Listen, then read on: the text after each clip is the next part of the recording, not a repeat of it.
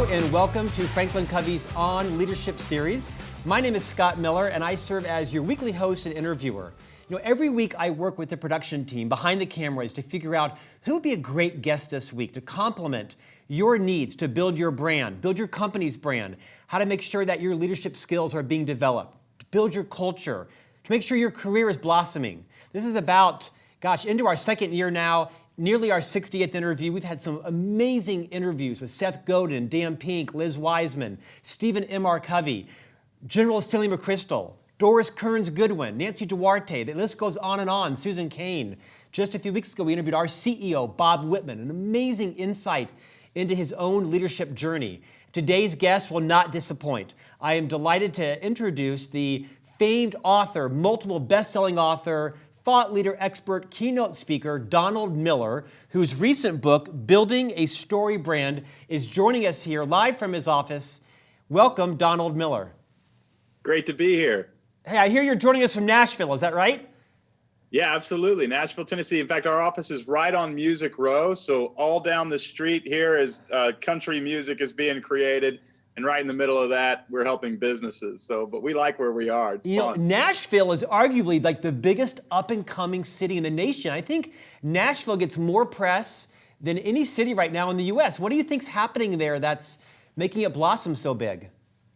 Well, a lot of it has to do with the tax code and the fact that businesses can really thrive here. I know that I saved so much money in taxes when I moved here from Portland, Oregon. I was able to hire 2 new full-time people just with my small company. So a lot of it is that, but there's 800,000 people moving here in the next 10 years.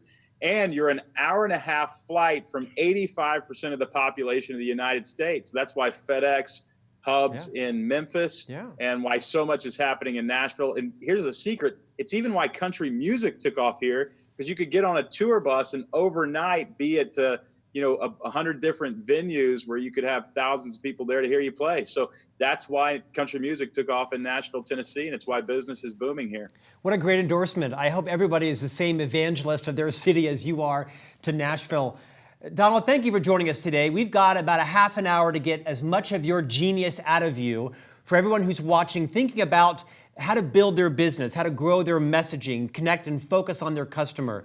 Before I go to the essence of your most recent book, I'd love it if you'd take a minute and kind of walk through a bit of your journey. How did you build the expertise, the confidence, the client base to become arguably one of the world's chief experts on building a solid brand?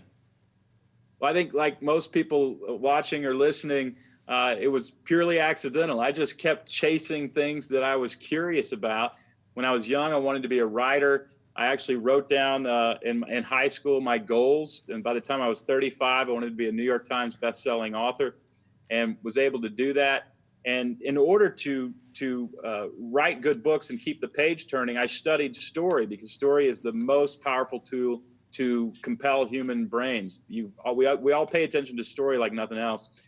And then about the time it was time for me to write my 8th memoir, I decided, if you write your 8th memoir, you're probably a clinical narcissist. So I backed off. I said, I think it's time to pivot. I wanted to help other people tell their stories, and StoryBrand, the company, came out of that. And so now we help about 3,000 companies a year clarify a message so that people will listen to them. But it's all the same framework I was using as a memoirist and to write screenplays and write movies. I'm just having a lot more fun doing it because some of these companies they're just struggling so much. And the problem is not with their people. It's not with their product. It's literally how they are positioned in the marketplace. And it's not a very complicated problem to fix. It just takes some hours of sitting down and saying, who are we? Who is our customer? And how can we invite them into a story that helps them win? You answer those few questions, and then you start populating that message into marketing collateral, and you get massive returns. Don, we're going to move to your 7-part framework here in just a few minutes. So I want to say some of that.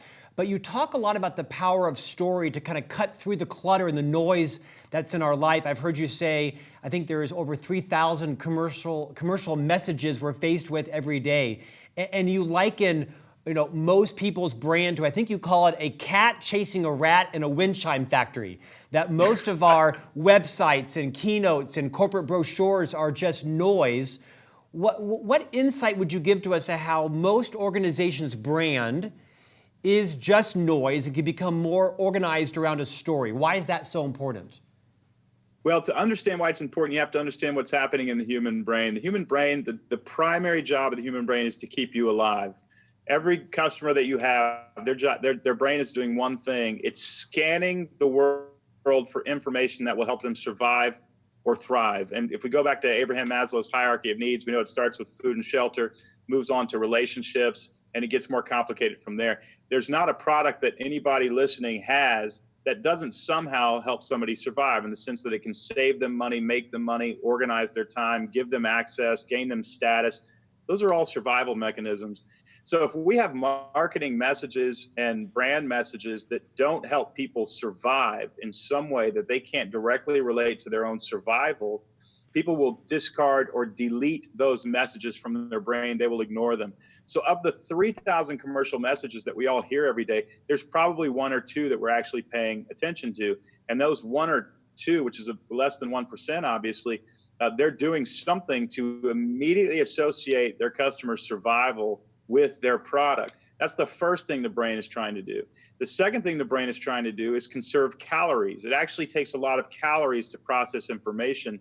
And you know that if you just process any bit of information, it exposes you to danger, in the sense that if I walk into a Starbucks and I pick up a pound of coffee and I'm wondering about how the packaging works and did they glue this or whatever, 3 hours later, if I'm still standing there studying this pound of coffee, I'm not going to be able to feed myself within a few months, because my brain is not telling me what information to throw away and what information to keep. And so the key to all messaging and marketing is to associate your products with the survival of your customer, and do so in such simple, easy language. Nobody has to burn any calories to understand it. You know, I've gone around the country and spoken to thousands of people now. I'll often ask them, what did Jeb Bush want to do with America? And they don't know. I've never gotten a single answer from the hundreds of thousands of people that I've spoken to. But when I say, what did Donald Trump want to do with America? They say, make America great again. You know, regardless of where you are politically, that's a lesson for us, and that a simple message will beat a complicated message almost every time. And a simple message about the betterment of the customer is going to beat a simple message about how we are great as a brand. It's all got to be about the customer and the customer survival. So our brand messages need to be about our customer survival, and they need to be so short and simple and easy to understand and even repeat that nobody has to burn any calories to understand them. We're at a race. We're in a race with our competition, not just to create great products, but to communicate about those products in such a way that nobody has to really think to understand what is in it for them. Don, the book is so well written, so well organized. You've got some great stories in here. I think my favorite one is one early on where you talk about, I think you were holding a work session with some potential clients, and you had one customer in there that owned a fairly complicated business and didn't think the story structure would work for him. Would you take a minute and just kind of walk through that story? I think it was a paint customer, because I will never forget it. It was visceral in terms of where you took, their sort of complex messaging, and don't clean it up. Talk straight, because I think it was such a great story for everybody has brand responsibility, or every company owner. Well, we review a lot of websites as part of looking at marketing collateral as we help you clarify your message. And this gentleman had a $10 million company. He was doing pretty well, but $10 million, and he's spending $9.5 million, right, to keep it going. And when I went to his marketing page or his website, it looked like actually an Italian restaurant. This is a guy who sells industrial paint. He'll paint a hospital. He'll paint, a commercial building, those kinds of things. And he had his website looked like he was an Italian restaurant. He had paragraphs about the charities that they supported. He talked about how his grandfather started the company. It took me even a minute just to figure out that he did painting at all. Now, not all of us are making mistakes that are that big, but we think we're doing better than we are. The reality is he could have made a lot more money if he would have just put on that website, we paint all sorts of ish, I'll just say ish, and then, schedule an appointment or schedule a consultation or something like that. Because then I would know actually what he does. He paints things. And you would be shocked at how many companies are talking all about themselves, but they're not explaining clearly what's in it for the customer. It's not rocket science to figure out, but some of us are so close to our own message that we're using such inside language, it's not working out. I like to say every time you hand somebody a piece of information, you're handing them an 8-pound bowling ball. And if you hand them too much information, it's literally like handing them too many bowling balls. They will drop them all. And so you've got to be very careful about how you piecemeal information to your clients, and everything has to be associated with their survival. If you use inside language, it's like taking a bowling ball and wrapping it in Vaseline and handing it to somebody. They can't get purchase on it and they drop it. The reality is people are bouncing off our websites. They're listening to our sales pitches. They're listening to our elevator pitches. They're reading our sales proposals, which most of them, 90% of these sales proposals, Scott, are horrible. The very first page of the sales proposal talks all about you and the company and doesn't talk about the problem that the customer is trying to solve. The very first page of that sales proposal should say, if I've heard you correctly, here's your problem. Here's the climactic scene that you're wanting to experience. And here's my plan to help you experience that climactic scene, and our products fit into that plan. That's the formula for a sales proposal that works. Don, I was interviewing Guy Kawasaki a few episodes ago, right? Sort of the famed evangelist from Apple, best-selling author, and he shared some great stories around the inside mechanics of brand management at Apple with Steve Jobs and Tim Cook and others. And although I don't think you worked at Apple, you share some enormously practical insights from looking at how Apple does things. And I want to quote your book. You say, people don't buy the best products. They buy products they can understand the fastest. And you weren't dissing Apple's products per se.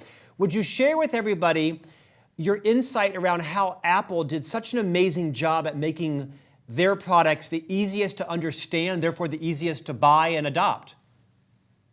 Well, Steve Jobs, early on in the 80s, he co-founded Apple. The company did well. Then they got into some trouble and they were on the brink of bankruptcy. And he wanted to bring the company back with a computer called Lisa. It was a pet project for him.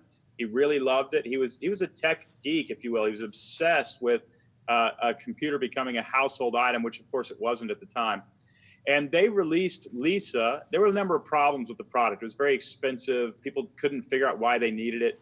Well, he released it with a 9-page ad in the New York Times spelling out all the technical features and details of that product. Now, Scott, if you think about what we've talked about in the last 10 minutes, you know that ad is going to fail, and it certainly did. Lisa bombed. People didn't buy it. Only people from NASA bought it, and the medical community for image scanning. That was the primary point of their sales. That was it. People couldn't figure out what was in it for them, how this product was going to help them survive. And 9 pages of technical data, that's too many bowling balls. So he was never fired from Apple, but he was put in a building by himself. So you and I both know if the board puts us in a building by ourselves, the writing is on the wall. It's time for us to go. He left. Unfortunately, he sold his shares, which is why he did not pass as a wealthy man like Bill Gates, or as wealthy of a man. He started the company next, and then he bought into a hardware company called Pixar. This was not a movie studio. Pixar was a hardware company owned by George Lucas, and they were doing some experimentation with CGI graphics. He bought that company, and with it bought a man named John Lasseter. And John Lasseter ended up making a Listerine commercial using these computers. That was the first time Steve Jobs had made any money in 10 years. And he said, you got to keep making these cartoons so that I can afford to keep buying more hardware and building this company. Well, they made 1,000 commercials, and then Disney came to them and said, we've got a script called Toy Story. And they made Toy Story, and suddenly Steve Jobs was CEO and controlling owner of the most powerful storytelling company, I believe, since the days of Shakespeare. They are unbelievably good. And he learned some things. He learned to keep it simple. He learned to always make it about the hero's journey. He learned to paint a climactic scene and have no text in that entire script that doesn't serve the climactic scene. He learned to organize his thinking into clear little chunks that keep the audience enthralled and engaged. He brought back that mind to Apple when he came back to Apple, and he changed 9 pages in the New York Times to 2 words, think different. He stopped selling computers and he started selling an aspirational identity that you could become if you bought his computers. That revolutionized the messaging from Apple, and of course now they're one of the largest companies in the world. If they're careful, they're going to get away from that simplicity. But what Steve Jobs learned at Apple was simple, simple, simple. Keep it simple. don't make the customer think. You want to initiate a primitive response from the customer to make them want that thing. And he figured out how to do it, and the rest is history. Don, you also talk a lot about how the story really isn't about your brand, it's about the customer. They are central to it. Why do you think so many chief marketing officers and vice presidents of sales are so focused on wanting to tell their story and push it on their client as opposed to helping the client understand what their problem is? And is it our egos? It seems like it's like always everyone struggles with the same problem. They hire you or someone else like you and they realized, oh, it isn't about us, it's about them. Right. The key is the customer is the hero. And it's not necessarily an insecurity or about our ego. I think we actually feel like we have to sell ourselves, and we don't. What we have to do is solve the customer problems. We have to figure out what the customer's story is and help them find a climactic scene in that story. You don't want to play the hero in the story. You want to play the guide. The guide is a character in the story that helps the hero win. Yoda is the guide. Luke Skywalker is the hero. Haymitch is the guide. Katniss is the hero. In the King's speech, I believe it's Daniel is the guide and King George is the hero. In Karate Kid, Daniel is the hero. Mr. Miyagi is the guide. The guide is the strongest character in the story. The two reasons you never want to play the hero are, one, the hero is weak. The hero is scared, doesn't know if they can get the job done, ill-equipped, and unwilling to take action. The guide has already conquered the hero's problem, has already experienced a climactic scene themselves, and can get the hero to the win. And so when you position yourself as the hero, in politics, Hillary Clinton did it. She said, her campaign slogan was, I'm with her. Well, if we're with her, she's the hero. If she would have changed that to she's with us, she would have done a lot better, because people couldn't find themselves in her story. What am I going to get out of this? She was basically just saying, will you help me be president, rather than, if I'm president, I will help you lower taxes or whatever. And tons of our companies are doing this. We're positioning as the hero, and literally the customer saying, that's great that you're a hero. Your story is really interesting. I'd love to hear more about it later. Would you mind stepping aside? I'm looking for a guide. So in the book, I walk you through how not to play the hero and what customers are actually looking for in a guide. And it gets a primitive response from customers. They click buy now very quickly.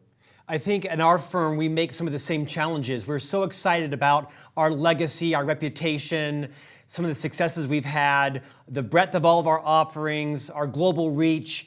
And sometimes we also trip up on speaking the language in what our client's dealing with, right? We sometimes fail to make our client the hero versus us the hero. That's absolutely it. Nobody wants to buy, if you're talking about your company's global reach and the obvious wonderful sort of lineage that your intellectual property comes from, that's really the authority that you have to solve the customer's problem. But nobody's buying your company's global reach. They're buying a solution to their execution problem, right? Right. And so you want to talk more about, you guys are having trouble getting the ball into the end zone, and we can help you get the ball into the end zone very easily.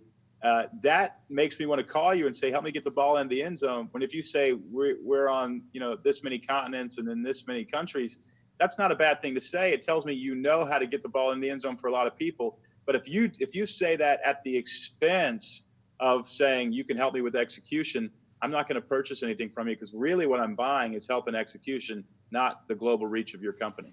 Right on, Don.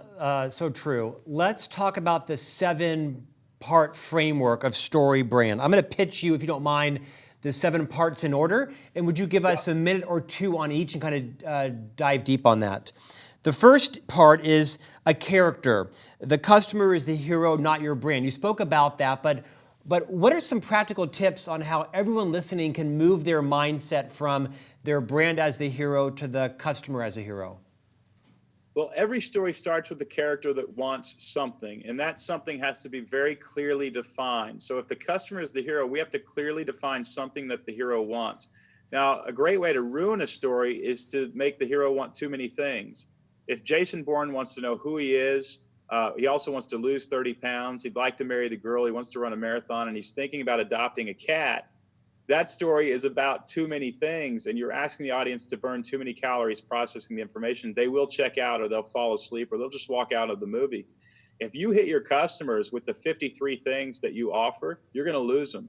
You have to find an umbrella offering that everything under that umbrella is something that your revenue stream provides that they want. So Dave Ramsey has, he's one of our clients. He has a bunch of books, he has conferences, he has radio shows, but he really offers one thing. He offers financial peace. Right. And everything that he offers fits under that financial peace. So the key with defining what your character wants is finding the thing that you can offer that everybody understands very quickly. If I want this thing, I go to this person. If you have 30 things, they're not going to remember you in the Rolodex of their brain at all. You've got to really solidify it down to one thing. Don, let's move to the second part, because I think this one is especially insightful. So number one is, you have a character. The second, the character has a problem. Companies tend to sell products to external problems, but customers buy solutions to internal problems. Unwrap that for us. Well, in a screenplay and in just good marketing advice and good branding, you got to understand, as soon as you solve the problem, the story's over. So if Liam Neeson finds out his daughter wasn't kidnapped and she is actually looking forward to them doing some shopping, and you have 90 minutes of them shopping and there's no problem, people are going to wonder why they're in this movie. The problem is the attraction or the magnetism that makes you pay attention. If you want your customers to pay attention, you need to define their problem and you need to never stop talking about it. It's the thing that attracts them to you. The only reason they're calling your sales reps back is because they're trying to solve a problem. The only reason they're going to your website is because they're trying to solve a problem. Now, if you talk about that problem in vague language and in 50 different ways, you're doing the same thing that we did earlier. You're throwing too many bowling balls at people. It needs to be a clear problem. You will only be remembered for solving one problem, and you've got to be able to clearly articulate that problem. Now, there's an external problem that we solve. You solve the problem of execution. You help me figure out my execution and how to get the ball into the end zone. But really, customers don't buy the solution to an external problem. They buy the solution to what the external problem is causing, which is my frustration.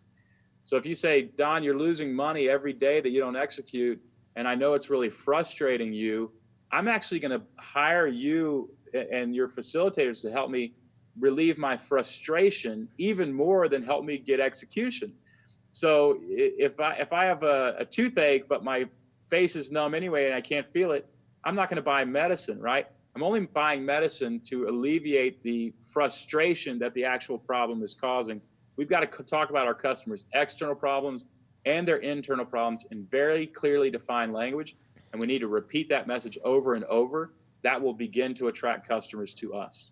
Don, we'll keep going. Step one, a character. Two, has a problem. Three, and meets a guide. You mentioned this earlier. Customers aren't looking for another hero. They're looking for a guide. How do you translate that kind of cool metaphor into a practical website design or practical brochure or speech? There are two things that you want to communicate, and those two things position you and your customer's subconscious as a guide. The two things are empathy and authority. It's I care about you, I feel your pain, I understand your problem, and I have the competency to get you out of this problem. We've helped thousands of clients do this before. Those are the only two things you want to communicate as a guide. If you ask Dave Ramsey, tell me your story, he'll say, easy. I was bankrupt because I made stupid financial decisions. I read the book of Proverbs. I got wise. I started making great financial decisions. And now I have a plan to get you there too. He didn't tell you his story at all. He didn't tell you he was married. Didn't tell you who his kids were. Didn't tell you where he went to school. What he did was express empathy and authority. So people say, Don, do you not want us to tell our story? I think you can tell your story, but I only want you to tell two parts of it. Empathy and authority as it relates to the customer, and you will position yourself as the guide. And then number four, you move to the guide who gives them a plan. You actually say customers trust a guide who has a plan. I guess that's the natural next step. Yep, that's right. And really what this means is you've got to give a customer a clear path that you offer to solve your problem. And what we love at StoryBrand is 3 or 4 steps. It sounds so simple, but if you call me and say, Don, we want to work with you guys, call us and send us a check. We'll do business. Or if you call me and say, Don, we really want to work with you guys, we work with you in 3 phases. Phase one, we listen to you. Phase two, we issue a strategy or a report that we think that you should execute. Phase three, if you so choose, we'll hold your hand. We'll execute with this till it gets results. I'm much more likely to go with the second plan, the second option than the first option. Why? Because I wasn't confused in terms of trying to figure out how you're going to help me. You never want to confuse your customers, and giving them a plan on how we're going to execute this solution for you is a great way to help them not be confused. We have a mantra at StoryBrand: if you confuse, you lose. If the answer to confusion is always no. So if I'm saying to myself, how's it going to work with this company? What does it look like? How much is it going to cost? When do we have to do it? What do I have to put together? If you haven't answered those questions for me in a very simple plan that I can understand, my answer to doing business with you is likely no. And Don, do you think that plan is something that's in a proposal after a face-to-face meeting, after a phone call, or it's like up front and center on your corporate brochure, on your website? Is that early on before someone's made a decision to seriously consider you? Scott, it's a terrific question. All of the above. The more marketing and messaging is an exercise in memorization. And the way you get somebody to memorize something is you repeat the same thing over and over and over and over. So I would say in that first elevator pitch, you want to say, here's how we work with you. Here's the 3 steps. Then you hand them a business card. They go to your website. The website repeats the same steps. Then you send them a proposal. The proposal repeats the same steps. Then when your sales rep follows up and goes through the proposal, they repeat the same steps. And then finally, it's usually about the 8th time a customer hears the exact same information, they begin to metabolize the information. So if they have to hear it 8 times, you got to say it 50 times. I mean, Don, it seems intuitive and wise. And as I look at our company and large companies, I mean, it is one of those says easy, does hard types of advice to think that every sales rep, every piece of engagement, podcast, email, webinar, web page can follow a process. But you're saying the best companies do it. Can you think of a brand that you work with or know of that has that mastered? Well, there's a few of them. Dave Ramsey is one. We've worked right. with the people at Chick-fil-A. If you're in North America, you know the power of Chick-fil-A.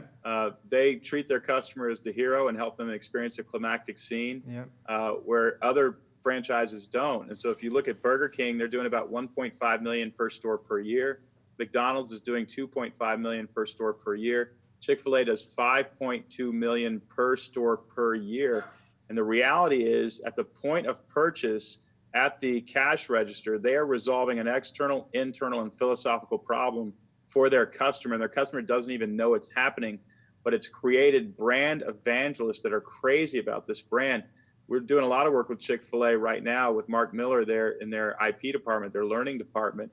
And he's telling me their biggest problem right now is their freezers aren't big enough to hold the amount of chicken that they're actually selling. That's their number one problem. Wouldn't that be a great problem for all of us to have? Yeah. In fact, Tim Tassopoulos, who I think is their current president, is a good friend of our CEO, Bob Whitman. Tim is wonderful. He's a wonderful guy. Yeah, we like everybody over big there. champion of our brand, and I eat my share of the chickens. I'm helping to deplete their freezers, as are my 3 sons. Okay, Don, let's review. StoryBrand, 7-part framework. 1, a character. 2, has a problem. 3, and meets a guide. 4, who gives them a plan. 5, that helps, or 5, and calls them to action. Customers do not take action unless there are challenges to take them to action. Talk about that action piece. Well, the reality is, in a movie, heroes don't take action on their own. They have to be forced to take action through something called an inciting incident. A bomb goes off, the girlfriend walks away with another guy. There's something that forces the action in the movie. The human lesson in there for us is that people don't take action unless they're challenged to. And so many of our sales reps and our marketing material are what I would consider passive and asking for the sale. They'll say things on their website like learn more or get started. That doesn't work. What works is buy now and schedule an appointment with a deadline. If our sales reps actually say, I'd like to call you next Thursday, you guys think that you would have a decision by then, I would like for you to move forward specifically with this proposal. That's the only language that actually gets into our customer's brain. There has to be a challenge for them to take action. So, in the book, I go into exactly how to word those things so that they work best. Okay, let's land this. Number 6, step 6, that has a plan that helps them avoid failure. Every human being is trying to avoid a tragic ending. I mean, even our customers who want to execute on their top, wildly important goals or build a great culture, they're trying to avoid failure. That's right. And the last two go together. They're trying to avoid failure and they're trying to experience a success. Studies show that 40% of people are motivated more by avoiding something negative than they are by experiencing something positive. Another 40% of people are actually motivated by experiencing something positive more than they are motivated by experiencing something negative. And then the other 20% are actually motivated by both. So what this means is if we haven't put stakes in our story, that is, if we haven't said, here's what can be won or lost based on whether or not you do business with us, we are not going to do much business. If you watch a movie and the stakes are removed, it turns out the bomb that the guy is trying to disarm is a dud, that when it goes off, it's not going to hurt anybody. And then you got 90 minutes of somebody trying to disarm a dud bomb. You've ruined the movie. If nothing negative can happen to me, if I don't do business with you, I'm not going to do business with you. And if I can't experience a beautiful resolution to the problem that I'm experiencing by doing business with you, I'm also not going to do business with you. There have to be stakes in our story. I think you accomplished it, but step 7 is and ends in success. Never assume people understand your brand can change their lives. Tell them, don't assume it. Any advice on how we should be more clear on convincing people that we can help them avoid failure or achieve success? Yeah, one of the things that we always want to ask ourselves is what's the climactic scene that this customer is looking for? Scott, I'll give you an example. I walked into a suit store recently. I've got a bunch of suits, but I'm filming these daily videos that are just little 3 to 5 minute bits of business advice. So it's, hiring, firing, all that kind of stuff. And I'm noticing as I'm filming these things that I'm wearing suits that look good now, but 5 years from now are probably going to be dated. So I walk into a suit store and I say, I need a black sport coat. And the person said, the sales rep says, okay, what size? And, do you need the whole suit or you need this or that? And I ended up, kind of hem and hawing with him and I bought a $1,000 sport coat. If that sales rep would have actually said to me, what do you need it for? What are you trying to accomplish? Yeah. I would have simply said, I've got to film these videos. They cost about $250,000 by the time I'm done. It's very expensive. So I don't want to have to refilm them in 5 years. I need timeless outfits. And I was thinking of going with black. That sales rep, knowing that what I was buying was not a sport coat, but the climactic scene of 260 videos that I don't have to refilm, he could have laid out $10,000 worth of the right kind of tie, the right kind of shirt, the right kind of sport coats. And I probably would have pulled out my debit card or credit card. I probably would have bought those because he would have known I'm actually not buying a sport coat. I'm buying a climactic scene. If you don't know the successful ending that your customer is actually looking for, and you think you're only selling a product, you're not going to sell that customer very much. Once you understand what it is they're trying to accomplish, that climactic scene in the story that resolves all their problems, you're going to be able to put together a package of products and tools that are much more robust, and they're going to be much more likely to buy them. Well, Don, we know that you would have used your debit card, not your credit card, because Dave Ramsey would have forbidden you from using your credit card, right? That's actually true. And if Dave's watching, I would have used a debit card. Well said. Hey, Don, let's end this conversation. I want you to speak to the person who's responsible for brand, marketing, business development in every company around the world, right? Let's pick the one at FranklinCovey, Jennifer Coons. Jennifer is the director of all of our business development and digital. She owns social, our websites, she owns our marketing automation, all those types of things. I happen to know that she and her team are in the midst right now of redesigning our website. Happens every 4 or 5 years. It's can be a black hole. What advice would you give Jennifer Coons, who is the every woman, every man in organization, is that linchpin of initial customer engagement? Are there 4 or 5 things you might say as you're looking at your emails, your website, your templates? What should she do to make sure that they follow these 7 parts of this framework? Well, we've made it super easy. And what Jennifer would want to do is bring in, there's a number of ways to do it. She could just read the book. That's the cheapest way, or listen to the audio book. Then there's a piece of software that the book directs you to that helps you clarify your message.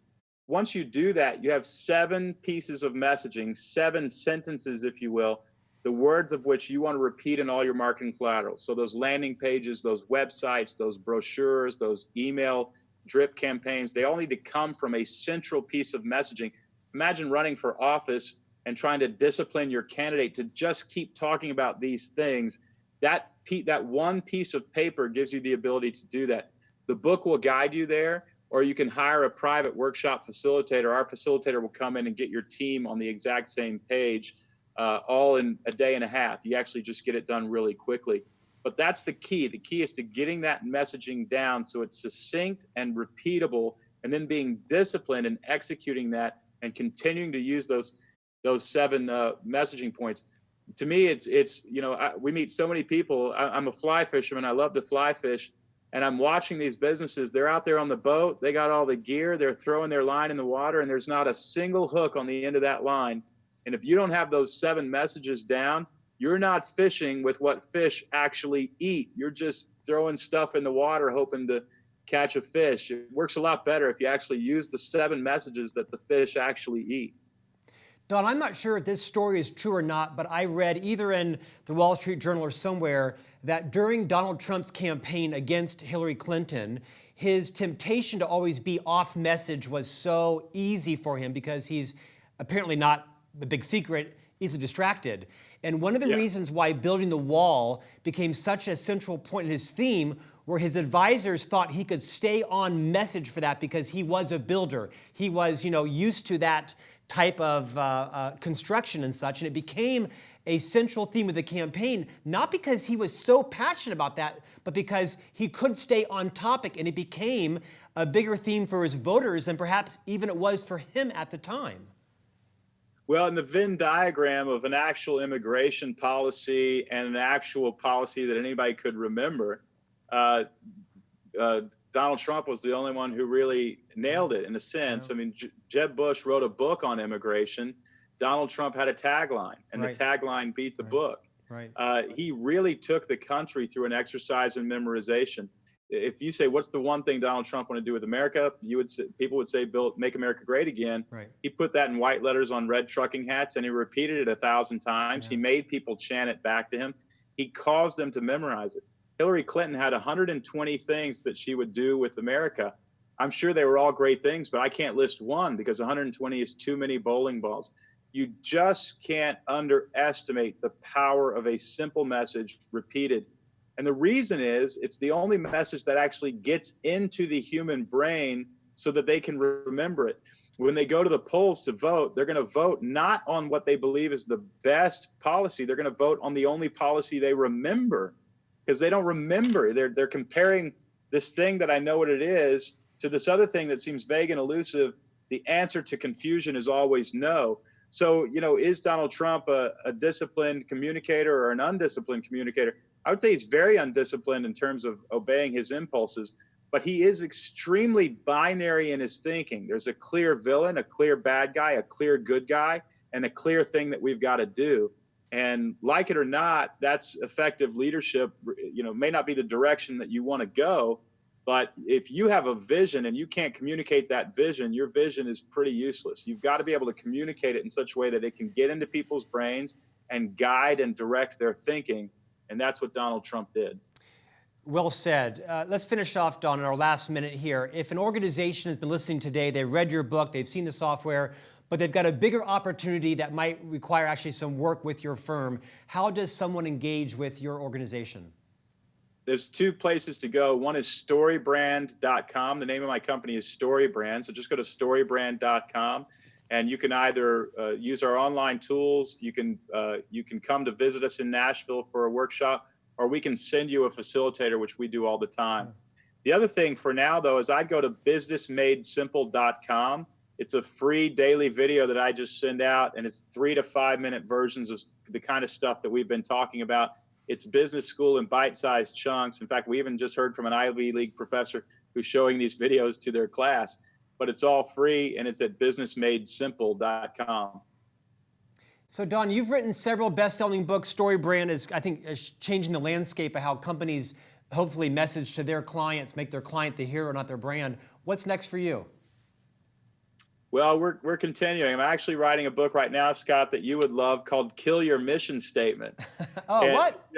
I think it's going to sell about 10,000 copies, but those are going to be my 10,000 favorite people in the world because there's something about unifying a team around a core mission and inviting a team into a story that to me just gets me so energized. I think the way that you start a movement begins with the words that you use. And so I want to talk about why 99% of mission statements don't work. They're very boring and nobody remembers them, and how to actually create a mission statement, core values, and guiding principles that get your entire team showing up early, staying late, super excited because you have articulated a way to help them change the world.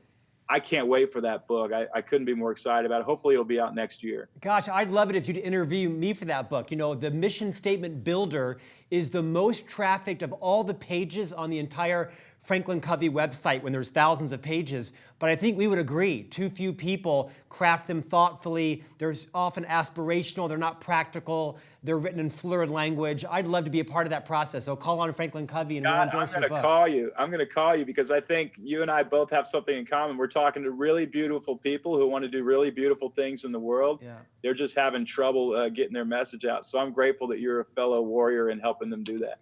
Donald Miller, author of StoryBrand, Building a Story Brand, and numerous books. Thanks for joining us on Leadership. We'll look forward to helping you with your next book on mission statements, and great success with your firm.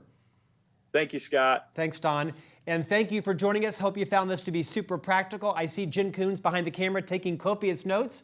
So hopefully you'll see the revision of FranklinCovey's website be super simple and very clear, focused on our clients' needs and not all the things that we'd love to tell you that we think are important, but not really there to solve your problems. We hope to see you back next week. As always, visit FranklinCovey.com, subscribe to On Leadership.